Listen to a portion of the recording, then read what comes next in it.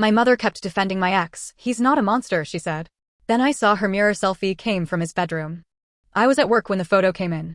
It was a normal Tuesday afternoon in Charlotte, 2 months after my breakup, when everyone had already started expecting me to act normal again. People stop asking if you're okay once you start showing up with clean clothes and answering emails. They assume the worst part is over. I thought it was over too. Then my phone buzzed. It was from my mother. No message. Just a photo. At first, I did not understand what I was seeing. My brain caught pieces before it accepted the whole thing. Her face in a mirror. Her messy hair. Her bare legs. Then I saw the sweatshirt. Gray. Old. Soft. Blue letters across the chest. Jason's sweatshirt. I knew that sweatshirt because I had worn it on his couch. I had folded it after laundry. I had cried into it the night he told me he needed space because I was still pathetic enough to miss him after he broke me. My mother was wearing it. In his bedroom. Before I could breathe, another text came through. Sorry, wrong person. That was it. Not, I can explain. Not, please call me. Just 4 words, like she had sent me the wrong grocery list instead of proof that something disgusting had been happening behind my back. I stared at the screen until it went dark in my hand. A coworker walked past my desk and stopped. Jessica? Are you okay? I tried to answer, but my throat felt shut. I need to go, I said. She did not push. She just nodded and said, I'll cover you. I grabbed my purse and walked to my car. I did not run, even though every part of me wanted to. I walked calmly, like if I moved too fast, the whole world would see that something inside me had split open. The second I got into my car, I called my mother. No answer. I called again. No answer. By the 6th call, my hands were shaking so hard I could barely press the screen. Then I called Jason. He did not answer either. That was when the last tiny piece of denial died. Jason and I had been together for 4 years. Not married, but close enough that everyone treated us like we were headed there. He came to Christmas at my parents' house. He helped my dad fix things. He sat beside my mother at my birthday dinner while she laughed and called him basically family. Basically family. I hate that phrase now. We broke up because Jason said he felt trapped. That was the word he used. Trapped. Like I had been holding him somewhere against his will instead of building the same life he had talked about with me. I asked him if there was someone else. He looked offended. No, Jessica. Come on. It's not like that. I believed him because I wanted to. Because after 4 years, I thought I would know if there was another woman. I thought betrayal announced itself somehow. A strange perfume. A phone turned over. A lie that came too quickly. I did not think it would come from my mother's phone. After the breakup, I stayed with my parents for a while because I could not afford our apartment alone, and I was too embarrassed to ask friends for help. My dad did not make me explain anything. He just carried my boxes inside, made coffee every morning, and left the porch light on if I came home late. My mother acted supportive at first. She hugged me. She made soup. She told people I needed privacy. Then she started saying strange things. If he reached out, would you talk to him? Men panic when things get serious. You know, he's young too. He's allowed to be confused. At first, I thought she was trying to comfort me. Then it started feeling like she was defending him from the pain he caused. One night, I sat at the kitchen table crying into a mug of tea I had not touched. I don't understand how he could throw away 4 years, I said. My mother stood by the sink, rinsing a plate slowly. He's not a monster. I looked up. I didn't say he was. No, but you talk like he did something evil. He left me. People leave relationships, Jessica. It does not always make them bad. I remember feeling embarrassed, like I had been corrected for grieving too loudly. Another time, I said I was thinking of blocking him because seeing his name made me sick. She said, don't burn bridges. I asked, what bridge? He dumped me. She wiped the counter and said, life is long. You never know. Now I know what she meant. She did not want me to burn the bridge because she was standing on it. After I saw the photo, I drove straight to my parents' house. I do not remember the drive clearly. I remember stopping at a red light and gripping the steering wheel so tightly my fingers hurt. I remember thinking, please let there be one explanation. Please let there be one version where I am wrong. But there was no version where my mother was wearing Jason's sweatshirt in Jason's bedroom by accident. When I pulled into the driveway, my dad was outside near the garage. He looked up and smiled a little. Then he saw my face. What's wrong? I walked up to him and handed him my phone. He looked confused at first. Then he zoomed in. His eyebrows pulled together. His mouth opened slightly, but no sound came out. I watched the truth hit him. It was worse than I expected. My dad was not dramatic. He did not yell. He did not curse. He just stared at the photo like his eyes were trying to reject it. Finally, he said quietly, where did this come from? Mom sent it to me. When? 20 minutes ago. She sent this to you? I nodded. She texted after. She said wrong person. His face went gray. For a second, I forgot my own pain because I saw his. I had gone there wanting my father to protect me, but in that moment I realized I had just handed him the thing that destroyed his marriage too. He gave the phone back. Did you call her? 6 times. And him. He didn't answer. My dad looked toward the house, then toward the street, like my mother might appear from either direction and fix the impossible. Finally, he said, "How long?" "I don't know." We went inside and sat in the kitchen. Nobody made coffee. Nobody turned on the television. The house felt too quiet, like it was waiting for her. My mother came home almost an hour later. I heard her car first. Then the garage door. Then her keys. She walked in carrying her purse and a grocery bag like it was any normal day. When she saw us in the kitchen, she stopped. Her eyes went straight to my phone. That told me everything. My dad spoke first. "Patricia." She put the grocery bag down slowly. "This is not what you think." I laughed once. Not because anything was funny. The sound just came out sharp and ugly. I turned my phone around so the photo faced her. "What do we think?" She looked at it, then looked away. "Jessica, I can explain." "Then explain." She pressed her lips together. My father's voice was calm, but empty. "How long?" She did not answer. He asked again. "How long?" She closed her eyes. It was not planned. That sentence made the room colder. I said, "That is not an answer." She looked at me, and I hated that she was crying. Some stupid child part of me still wanted to comfort her because my body remembered being little before my brain remembered what she had done. "It just happened," she said. I stood up. "No. Burning toast just happens. Missing an exit just happens. You do not accidentally end up in my ex-boyfriend's bedroom wearing his shirt." Her face twisted. "You two were broken up." My father flinched. I stared at her. "You think that matters?" "I'm not saying it was right. You're saying it like it makes it less disgusting." She wiped under her eye. "I was lonely." That was when my anger finally found its shape. "You were lonely?" She looked down. "You have no idea what it feels like to be invisible in your own marriage." My father lifted his head, but he did not speak. I said, "So you chose my ex?" "I did not choose him to hurt you. But you chose him." She opened her mouth and closed it again. That silence was the first honest thing she gave me. My dad asked, "When did it start?" She whispered, "After you broke up." For half a second, I almost believed her. Then I remembered all her comments. The way she defended him. The way she told me not to block him. The way she acted like my heartbreak was inconvenient. I said, "Before or after you told me he wasn't a monster?" She looked at me, and I saw the answer before she gave it. My stomach dropped. "Oh my God." She shook her head quickly. "No, not before the breakup. Not physically." "Not physically?" She started crying harder. "That's not what I meant." My father's voice turned rough. "What does that mean?" She gripped the back of a chair. "It was just talking at first." The room tilted. "Talking," I said. "He reached out because he was confused. He said he did not know how to talk to you. He said you were pressuring him." I laughed, but it cracked in the middle. "So while I was crying in this house, you were comforting him?" "I was trying to help." "No. You were replacing me." She looked offended, like I had insulted her. "That is unfair." "Unfair?" "You were texting my boyfriend behind my back while I was begging him to tell me what was wrong.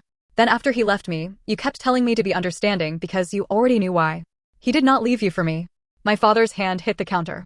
"Stop." We both turned to him. He was staring at my mother like he did not recognize her. "Stop talking like any of this is reasonable." She started toward him. "Please."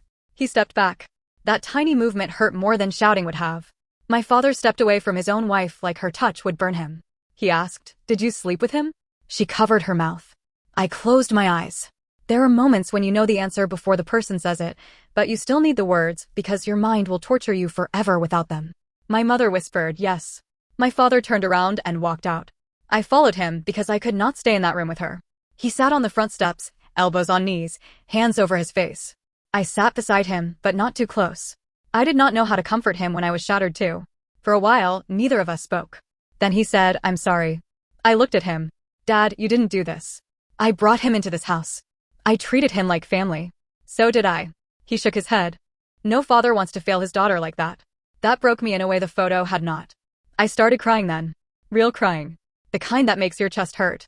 My father put his arm around me, and we sat there on the steps like two people who had survived the same explosion from different rooms. Behind us, my mother opened the door. "Can we please talk inside?" My father did not look at her. I did. And for the first time in my life, I felt nothing soft when I saw her. No safety. No home. No mother. Just a woman who had looked at my pain and made room for herself inside it. I stood up. "I'm leaving." She stepped forward. "Jessica, don't do this." "Do what?" "Cut me off like I'm nothing." I stared at her. "You made me nothing first. She followed me as I packed the few things I still had in my old room. She cried, said my name, said I was emotional, said we needed to talk when I calmed down. That was the thing. She kept waiting for me to calm down like calm would make it better. I put my bag in the trunk. My father stood in the driveway. Where will you go? Sarah's. He nodded. Call me when you get there. My mother hugged herself by the garage. Please don't leave like this. I looked at her one last time. There is no good way to leave after finding out your mother slept with your ex. Then I drove away. I did not block her that night. I should have, but I didn't. Some part of me still wanted the real apology. The one where she said she was selfish. The one where she stopped making herself the victim. Instead, at 11:38 p.m., she texted me. You are acting like I murdered someone. I know you are hurt, but you are young. You will move on. I have been unhappy for years, and nobody cared. Then another message came. Please don't punish me forever for wanting to feel loved. That was when I blocked her. Because she still did not understand. Or worse, she did. And she just thought her loneliness mattered more than my pain. I got to Sarah's apartment just after midnight. She opened the door half asleep, then saw my face and stepped aside without asking questions. I handed her my phone. I had saved the photo before blocking my mother. I do not know why. Maybe I already knew people would twist the story later. Sarah looked at the screen. At first, she frowned. Then her face changed. Oh my God. I nodded. That's my mother. Sarah looked again. Is that Jason's room? She sat beside me and said the only thing I needed someone to say. That is disgusting. Not complicated. Not messy. Not human. Disgusting. I slept on her couch that night, but not really. I kept waking up with the photo flashing in my mind. My mother's face. Jason's sweatshirt. My father sitting on the front steps with his hands over his face. The next morning, my father called. His voice sounded rough, like he had not slept either. Are you safe? I'm at Sarah's. Good. I sat up with the blanket around my shoulders. Are you okay? He let out a breath with no humor in it. No. I'm sorry I showed you like that. Don't apologize. You did the right thing. He was quiet, then said, I slept in the guest room. That made everything real. My parents' marriage had shifted in one night. The house I grew up in had split into territories. I asked, what did she say after I left?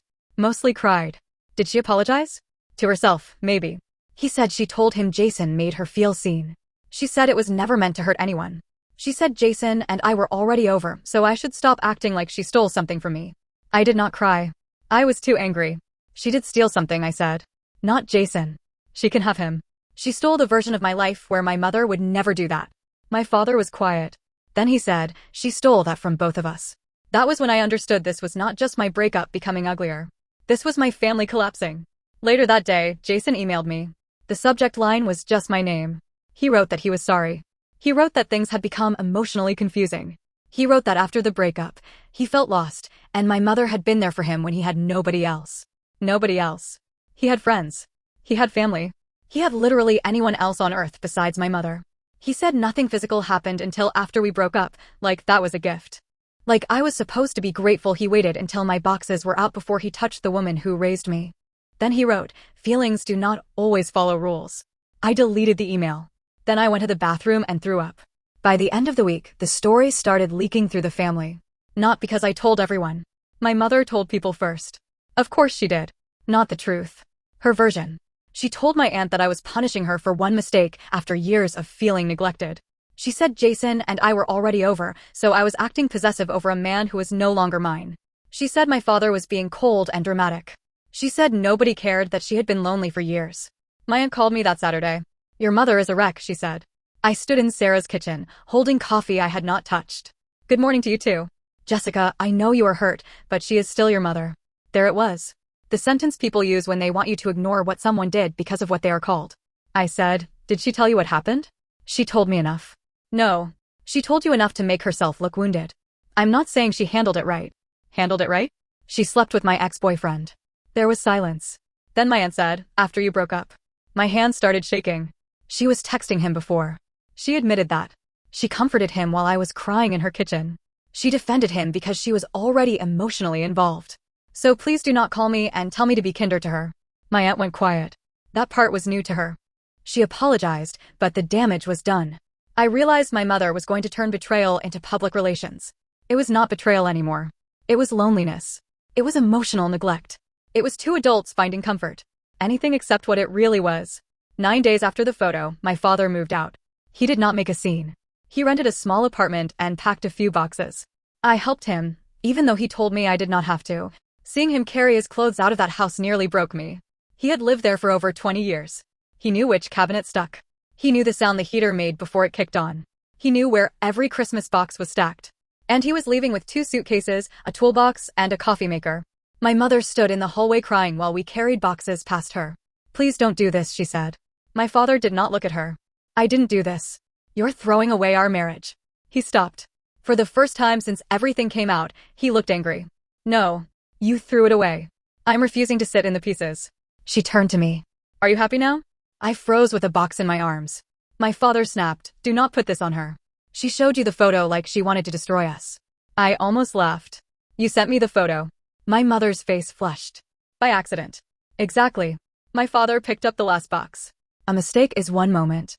You built a relationship with my daughter's ex behind our backs. You lied. You came home and looked us both in the face." My mother whispered, "I was lonely." My father said, "So was I. I didn't sleep with someone who called me dad." She flinched. "I did too."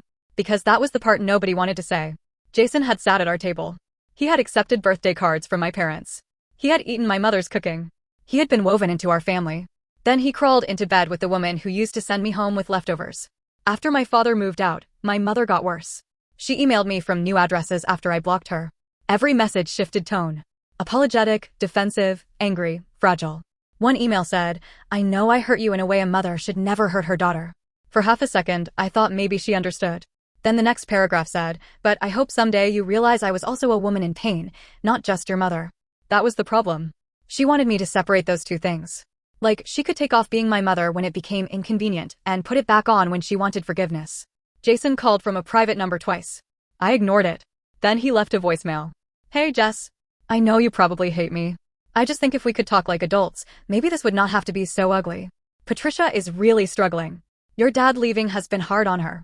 She loves you. She really does." I deleted it before it ended. That voicemail killed the last tiny piece of sadness I had for him. Because even after everything, he was protecting her. He was worried about her. My mother was struggling. I was supposed to be adult. I was supposed to make it less ugly. No one asked what it felt like to be the daughter. The next few months were a blur. Sarah's couch. Work. Apartment hunting. Pretending I could function. Eventually, I found a small rental with thin walls and ugly beige carpet, but it was mine. My father helped me move in. When he saw me staring at the empty living room, he said, "We can make it feel better." "How?" He looked around and shrugged. "Paint." So we painted. I chose warm yellow for the kitchen because I wanted one room to feel alive. My father showed up with rollers, tape, and sandwiches wrapped in foil. We did not talk much while we worked. We just painted over the beige until the place looked less like somewhere I had landed after being thrown away. That became our thing. Every Sunday, he came over. Sometimes we ate takeout. Sometimes he fixed something. Sometimes we watched old movies and barely followed the plot. He never pushed me to talk. He never told me to forgive. He never used my pain to process his own, even though I knew he had plenty.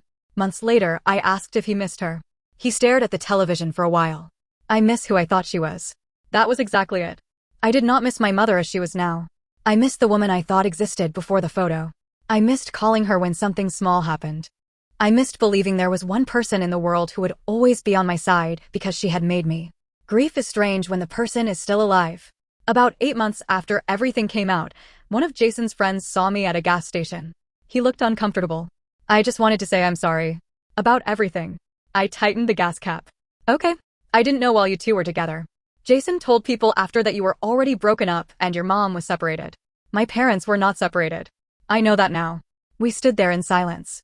Then he said, "Jason left Charlotte." I looked at him despite myself. "Where?" "Dallas. Took some job there." I felt nothing. Not relief. Not sadness. Nothing. "Good for him." He nodded. "He and your mom aren't together." I don't think they lasted. That made me laugh, but not because it was funny. Of course they did not last. People like them never think about life after the destruction. They think the stolen thing is romantic because it is hidden. Then the light hits it, and suddenly it is just ugly. When I told my father Jason had moved, he just nodded. "Coward." That was all he said. My parents eventually sold the house. My father said every room had become a witness. The kitchen where she lied. The hallway where she cried.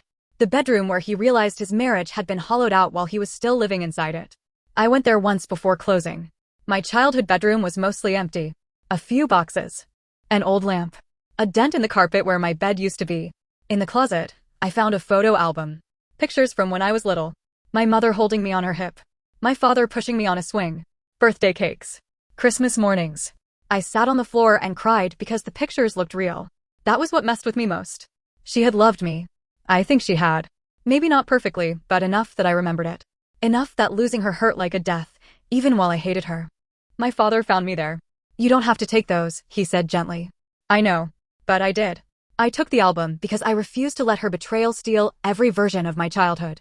I could hate what she did and still keep proof that I had once been loved. For almost 3 years, I had no real contact with my mother. She tried. Birthdays. Holidays. Random emails. Cards with careful handwriting. Messages through relatives saying she was in therapy and understood everything now. I never answered. Not because I felt strong every day. Some days I almost replied. Some days I wanted to ask why my pain had not stopped her. Why, when Jason reached out, she did not tell him to leave her daughter alone and then come tell me the truth. But I knew her answer would probably make me feel worse. So I built a life around the silence. A smaller life at first. Work. Groceries. Sunday dinners with my dad. Coffee with Sarah. Long walks where I tried not to check over my shoulder for ghosts. Then slowly, a real one. I met Daniel at a community fundraiser Sarah dragged me to because she said I needed to be around people who did not know my trauma as gossip. Daniel was calm in a way that did not feel boring. He did not push. He did not try to fix me. He asked questions and listened. On our third date, I told him the outline. My mother had an affair with my ex. He went still. Then he said, "I'm sorry. That is a horrible thing to survive." Not dramatic. Not curious. Not hungry for details. Just sorry. I almost cried because the bar was that low. Daniel learned the details slowly. The photo. The sweatshirt. My father on the steps. The emails. Jason leaving. The house being sold. He never once said, "But she's your mother." That was probably why I fell in love with him. Because he understood that being someone's mother should make the betrayal worse, not easier to forgive. When I found out I was pregnant, Daniel and I were living together in a small townhouse with a tiny patio, one stubborn sink, and a kitchen that got beautiful morning light. When the test turned positive, I sat on the bathroom floor staring at it until Daniel knocked softly. "Jessica." I opened the door and handed it to him. His face changed slowly. Shock first. Then joy. Then fear. Then joy again. He sat down beside me. "Are we happy?" I started crying. "Yes." He pulled me into his arms. "Then I'm happy too." For the first time in years, my life felt like it was moving towards something instead of away from something. But pregnancy also brought my mother back into my mind in ways I hated. Not because I wanted her there. Because becoming a mother made her betrayal feel even more impossible. I would sit with my hands on my stomach and think, how? How do you look at your child and later choose the person who hurt her? How do you hear your daughter cry over a man and then let that same man text you at night? People told me motherhood would make me understand my mother better. It did the opposite. It made me understand her less. I did not tell my mother I was pregnant. Daniel never pushed me. He asked once, carefully, while we were folding tiny baby clothes at the kitchen table. "Are you sure you don't want her to know?" I looked at the onesie in my hands. It was so small it made my chest hurt. "I'm sure." He nodded. "That's enough for me." My father was the same. When I told him I was pregnant, he stared at me like he had not understood the words. Then his eyes filled. "You're serious?" I nodded. "I'm going to be a grandfather?" "Yes." He hugged me carefully, like I was made of glass. Then he wiped his face and said, "Your kitchen sink still leaks. I should fix that before the baby comes." That was his love language. Panic repairs. He showed up the next weekend with a toolbox, groceries, and a stuffed bear he claimed he bought by accident. "I passed it in the store," he said. "It looked sturdy." Daniel smiled. "A sturdy bear?" My father shrugged. "Babies need reliable things." I almost lost it right there. That was what my father became for me. Reliable. Not perfect. Not healed. But steady. A week after my baby shower, I got a card in the mail. No return address, but I knew the handwriting immediately. Inside was one sentence. "I hope you and the baby are healthy." No signature. I hated that my hands shook. I hated that she knew. I hated that a tiny, wounded part of me wanted to believe the card meant she had changed because it did not demand anything. It did not say call me. It did not say I deserve to know my grandchild. It just said she hoped we were healthy. That was almost worse. Cruelty is easier to reject when it is loud. I brought the card inside and set it on the counter. Daniel read it and asked, "What do you want to do?" "I don't know. Do you want me to throw it away?" I almost said yes. Instead, I said, "Put it in a drawer." He did. That was the first thing from her I did not throw away. Not forgiveness. Not softening. Just evidence that she knew, and I had survived knowing. When my son was born, I forgot every person who had ever hurt me for about 10 seconds. His name was Matthew. He came out furious, red-faced, and loud, and the nurse laughed and said, "Well, he has opinions." Daniel cried openly. No shame at all.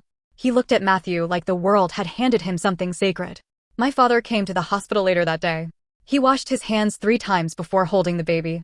Then he sat by the window with Matthew tucked against his chest, completely still. "He's perfect," he whispered. I said, "You can breathe, Dad." "I am breathing. You're barely moving." "I don't want to wake him." That night, after everyone left and Daniel fell asleep in the chair, I held Matthew and cried silently. Not because I was sad. Because I finally understood something. I was not only protecting myself anymore. I was protecting him from the kind of love that asks a child to carry an adult's emptiness. My mother had looked at her loneliness and fed it with my pain. I would never let my son become someone else's emotional repair. For the first 3 months, life became feedings, diapers, laundry, and broken sleep. Daniel took night shifts when he could. My father came every Sunday with food and claimed he was just dropping it off, then stayed 2 hours holding Matthew. My mother did not contact me at first. Then the email came. The subject line was simple. "Please." I opened it while Matthew was asleep on my chest. It was long. She said therapy had helped her understand the damage she caused. She said she betrayed me as a daughter and my father as a husband. She wrote that she did not just make a mistake. She made choices. Selfish choices. She said losing me was the consequence she deserved, but becoming a grandmother from a distance had made her understand how deeply she failed as a mother. She said she was not asking to meet Matthew. She was not asking to be forgiven. She wanted one chance to apologize in person, even if I walked away after. Then came the line that ruined it. "I am still your mother." I put the phone down. Daniel noticed. "What happened?" I handed him the phone. He read it silently. His jaw tightened near the end. When he finished, he said, "That last line. Yeah, she almost had it." That was exactly how it felt. She almost had it. For once, she had used the right words. Choices. Selfish. Betrayal. Consequence. Then she reminded me she was still my mother, like I had forgotten. Like the title was a key she could still use if she turned it gently enough. I did not answer. 2 days later, my father called. She reached out to me. Of course she did. She asked if I would talk to you. And? I told her I would not pressure you. But I said I would tell you she asked. I shifted Matthew against my shoulder. "Do you think I should meet her?" He did not answer right away. Finally, he said, "I think you should only do what lets you sleep at night." I almost cried. That doesn't help. I know. Sarah said, "Absolutely not." She came over with muffins and found me reading the email again. She did not even sit down before saying, "No. You don't know what I'm thinking." "Yes, I do." And no. She sounds different. People can sound different in emails. That's why emails are dangerous. She admitted it was selfish. Good. She can admit that from a distance. I looked toward the living room where Daniel was on the floor with Matthew. Sarah followed my eyes. "She wants access." She said she doesn't. Of course she said that. If she opened with, "Please let me hold the baby," you would delete it. I hated how much sense that made. Then Sarah said something I never forgot. Changed people respect locked doors. They don't keep checking every few months to see if the lock is weaker.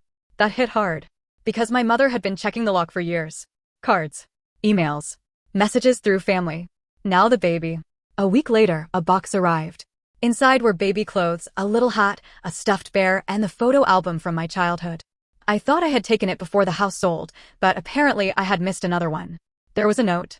"Jessica, I found this in a box from the move. It belongs with you. I know I have no right to send gifts.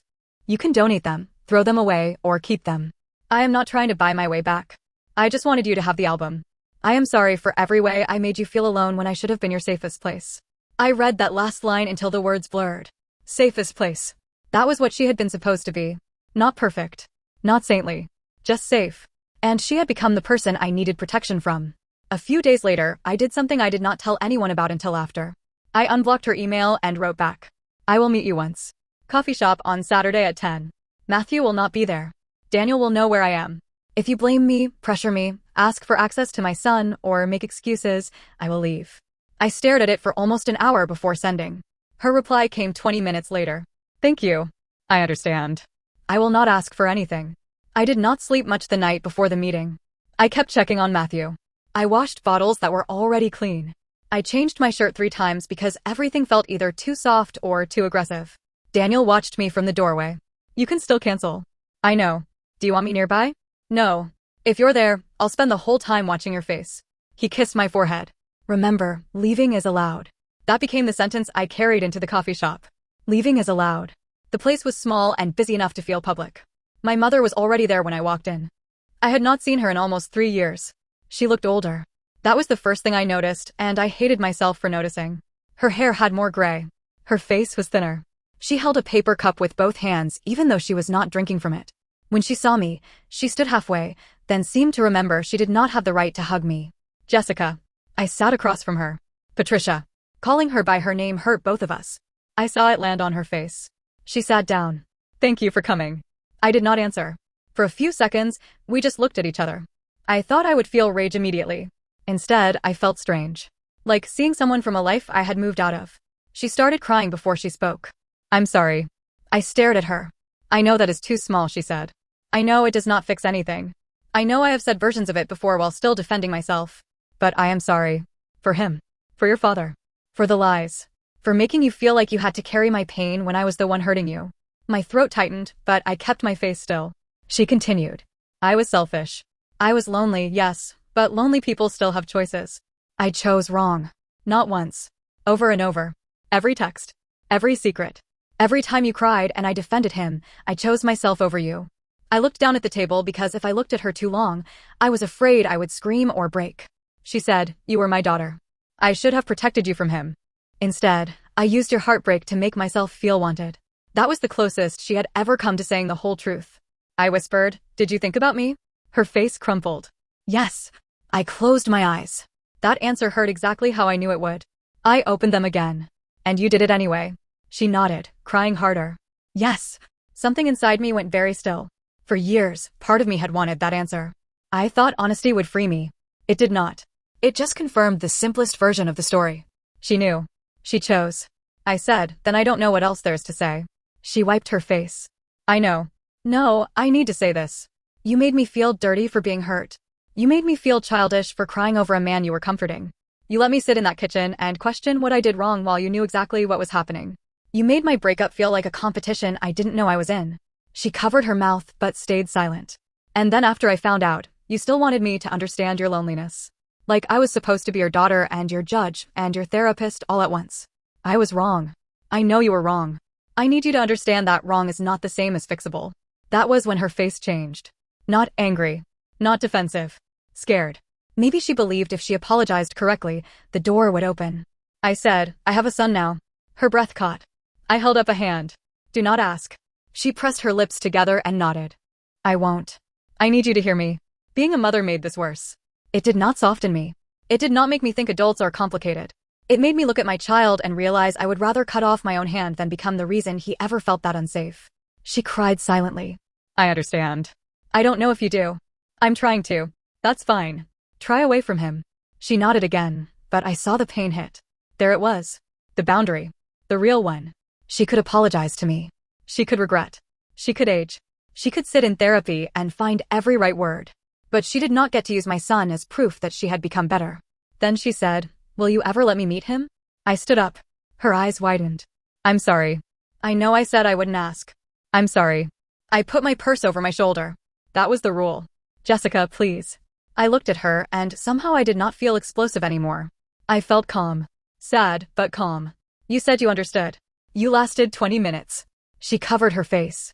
I'm sorry. I believe you are sorry. But sorry does not make you safe. Then I left. I cried in my car for 10 minutes before driving home. Not loud crying. Just quiet tears, like something old was finally draining out of me. When I walked into the townhouse, Daniel was on the couch with Matthew asleep on his chest. How did it go? He asked. I sat beside him. She apologized. And? She asked to meet him. Daniel closed his eyes. I'm sorry. I left. He reached for my hand. Good. I watched Matthew sleep. His tiny hand rested against Daniel's shirt. For the first time in 3 years, I did not feel like I was running from my mother. I felt like I had walked to the edge of the old life, looked back, and chosen not to return. That was my closure.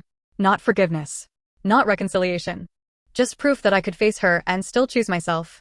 After that, I sent one final email. I wrote that I accepted her apology as much as I was able to. I wrote that I was not ready for a relationship and did not know if I ever would be. I wrote that Matthew was not part of any healing process. If that changed one day, it would be because I wanted it, not because she asked enough times. Then I blocked her again. This time, it did not feel like panic. It felt like locking the door at night. My father asked how I was a few days later during Sunday dinner. I told him the truth. Sad, but lighter. He nodded. That makes sense. I asked if he thought I was cruel. He looked offended. No. She looked so old, Dad. He set his fork down. So do a lot of people who hurt others. Age is not accountability. That stayed with me. My mother's life did not collapse in some dramatic movie way. Jason did not come crawling back. There was no courtroom, no screaming family reunion, no perfect revenge where everyone clapped. Jason stayed in Dallas, from what I heard. He burned bridges with most people back in Charlotte because nobody wanted to look at him without remembering what he did. My mother stayed in her condo. Some relatives still checked on her. Sometimes I felt guilty about that, then reminded myself guilt was not always truth. Sometimes it was just an old leash. My father built a new life too. He took trips with friends. He started helping with a local kids team, though he claimed they just needed another adult with patience. He laughed more. Not like before, but real enough. Daniel and I eventually got married quietly at a courthouse. No big wedding. No dramatic guest list. Just us, my father, Sarah, and Matthew in a tiny button-up shirt he hated. Afterward, we ate at a diner, and my father gave a short toast that made everyone cry. He said, "Some families are born. Some are rebuilt. This one is both." That was enough. Sometimes I still think about my mother. Usually at strange times. When Matthew does something new. When he says a word wrong in a cute way. When I am sick and wish someone would bring soup the way she used to. When I see a gray sweatshirt in a store and my whole body goes cold for half a second. Healing is not clean. It does not erase the thing. It just makes more room around it. I do not hate my mother every day anymore. That surprised me. Hate takes energy and motherhood steals enough sleep as it is. Most days, I feel distant sadness. Like I am looking at a house I used to live in after someone else bought it and changed the locks. She is alive. She is sorry. Maybe she is even different now. But different does not mean entitled. That is the part some people still do not understand. They hear mother and think forgiveness should be automatic. They hear grandchild and think access should be a reward for regret. They say life is short, people make mistakes, everyone deserves a second chance. Maybe. But my son also deserves a mother who does not hand him to someone just because that person is lonely. My victory is not that my mother suffered. I do not need her to suffer. I do not need Jason to suffer either. They already have to live as people who did what they did. That is its own kind of punishment. My victory is that I built a life they cannot enter by accident. A warm kitchen. A steady husband. A father who stayed. A best friend who told me the truth even when it hurt. A little boy who knows nothing about the photo, the sweatshirt, the kitchen, or the front steps where my old life broke. Maybe one day, when Matthew is older, I will tell him some gentle version of why he does not know my mother. Maybe I will say that some people can love you and still not be safe. Maybe I will say that forgiveness and access are not the same thing. Maybe I will say nothing until he asks. For now, I rock him to sleep in the blue chair Daniel assembled badly and my father fixed the next day. I listen to his breathing. I look at his small hand curled against my shirt. And I think about the woman I used to be, sitting at a desk in Charlotte, staring at a photo that destroyed her. I want to tell her she will survive it. Not all at once. Not cleanly. But she will. She will stop shaking when the phone buzzes. She will stop checking blocked messages. She will paint a kitchen yellow. She will fall in love with someone gentle. She will hold her baby and understand that the betrayal did not make her weak. It made her careful. And careful is not the same as broken. So that is where I am now. My mother apologized. I believe she meant it. I also believe she crossed a line so deep that meaning it does not automatically bring her back. I met her once. I heard her out. I left when she broke the boundary. I protected my son. Some people in my extended family think I am punishing her. Sarah says I am protecting my peace. My father says I should do what lets me sleep at night. And I do sleep now. Not perfectly. Not every night. But better than I did when I was trying to understand why my mother chose my ex-boyfriend over me.